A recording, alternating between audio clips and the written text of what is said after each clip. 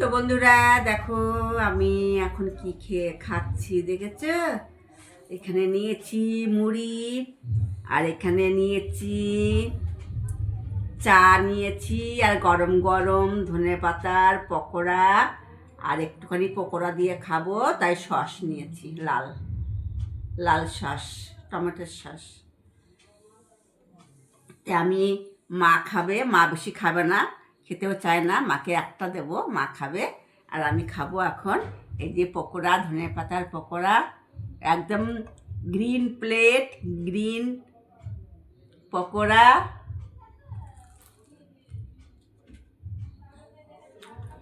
আর একদম মচমচে, কি দারুণ হয়েছে খেতে।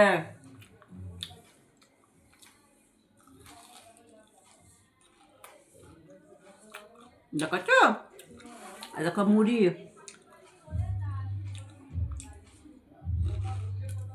দারুণ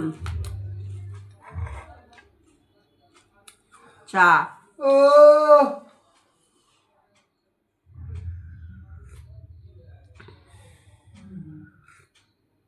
আহ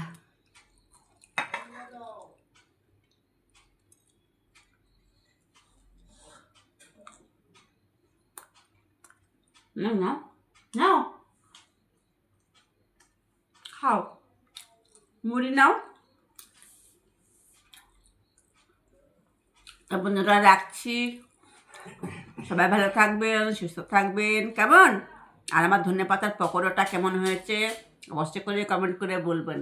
দারুণ হয়েছে কিন্তু, ঘরে করবেন, কিচ্ছু না। ধনেপাতাটা কুচিয়ে নেবেন, কাঁচা লঙ্কা কুচিয়ে নেবেন, সামান্য স্বাদ মতো লবণ দেবেন, একটু কর্নফ্লাওয়ার, একটু বেসন, ব্যাস চটকিয়ে মেখে নিয়ে বড়া করে খেয়ে নেবেন। দারুণ দারুণ লাগবে।